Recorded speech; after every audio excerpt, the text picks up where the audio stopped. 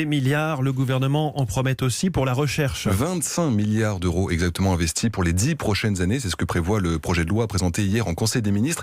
Mais dans le détail, la stratégie a ses limites selon certains chercheurs lors d'Autriche. Les 25 milliards d'euros injectés dans la recherche dans les 10 prochaines années vont permettre de requinquer un système affaibli, disent de nombreux chercheurs, sans pour autant permettre à la France de rattraper son retard par rapport à ses voisins comme l'Allemagne qui investit davantage dans la recherche. Mais cet argent, pour la plupart, est fléché pour être utilisé sur des projets à court terme, alors que nous avons besoin de financement sur le temps long, explique Patrick Lemaire, chercheur au CNRS, biologiste depuis 35 ans. On vient, et on est très heureux, dans mon équipe, de publier un article dans une des grandes revues scientifiques américaines.